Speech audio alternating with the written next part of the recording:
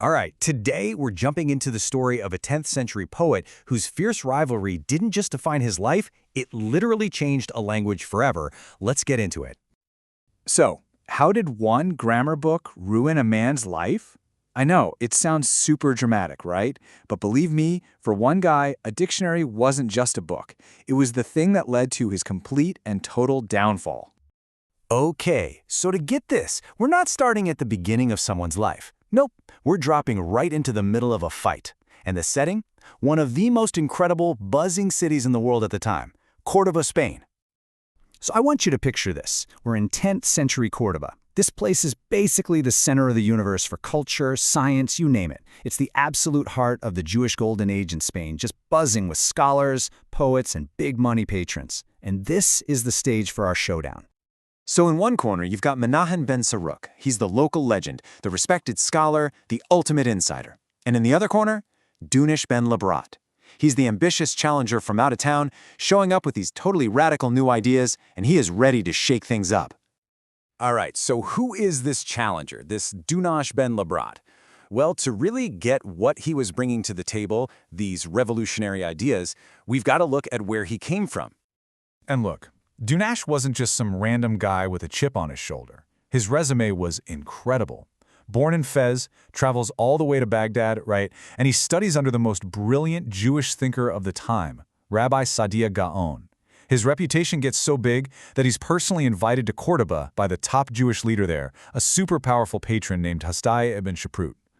So here was Dunash's game-changing idea. He wanted to take the super sophisticated musical rhythm of Arabic poetry, what we call meter, and apply it to Hebrew. For the first time ever. I mean, this was absolutely revolutionary.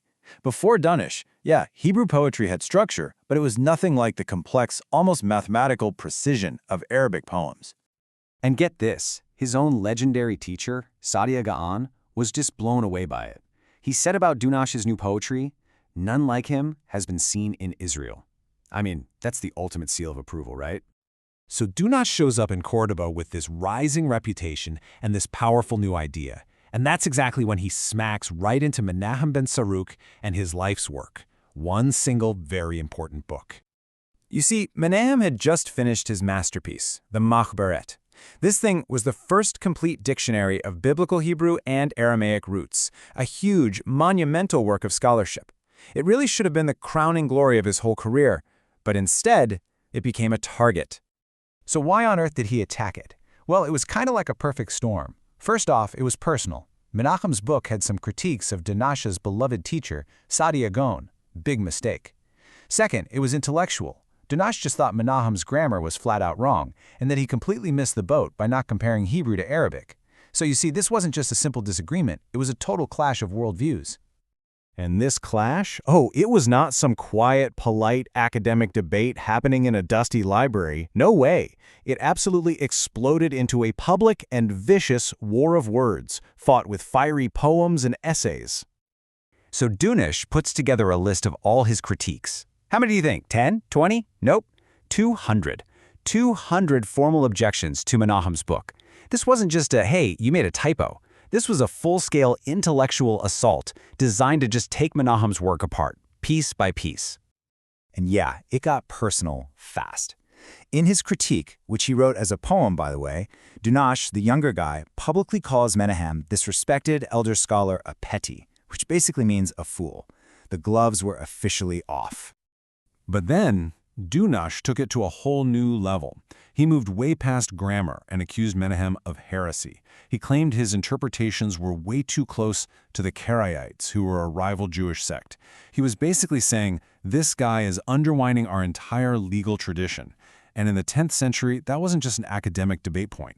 That was a life-destroying accusation. And you know what? The accusation stuck. Their shared patron, this powerful guy, Hasdai ibn Shaprut, took them seriously. He pulled all of his funding and support from Menahem, completely ending his career. Just like that. That grammar book had literally ruined the man's life. But here's the thing, Dunash wasn't just this fierce, attack dog academic. We know this because of an amazing discovery in a place called the Cairo Geniza. It's a fragment of a poem, but it wasn't written by him. It was written to him by his wife while he was away. It says, "Will the graceful doe remember her beloved It's just this incredibly tender, personal moment that shows you a totally different side of the man. He was someone who was deeply, deeply loved. So, okay, Menachem is defeated. Dunish is triumphant. End of story, right? Not even close. Let's get into the really surprising legacy of this whole bitter feud. Because even though Menahem himself was ruined, his students would not let it go. They refused to let their teacher's reputation be destroyed. They wrote these fierce responses to Dunash, and then their students wrote responses to those responses. This war of words just kept going for generations. So who actually won in the end? Well, you could say that in the long run, Dunash's ideas came out on top. I mean, the absolute greatest poets of the Hebrew Golden Age, we're talking giants like Judah Halevi and Solomon ibn Gabirol, they all adopted the poetic meter that he introduced. And get this, even today, a poem he wrote, Dror Yikra, is one of the most beloved hymns sung at Shabbat tables all over the world. And this is the great irony, the main takeaway of the whole story. This super personal, really destructive fight had this totally unintended consequence. Because it forced everybody to argue so passionately about the nuts and bolts of the Hebrew language, they accidentally sparked a creative explosion. Their bitter feud actually fueled a renaissance. Which leaves us with one last, kind of provocative thought. Dunash ben Labrat picked a fight that absolutely ruined a man's life. But in doing that, he helped kickstart a golden age of poetry. So it really makes you wonder, doesn't it? Can something truly beautiful be created from a conflict that's, well, anything but?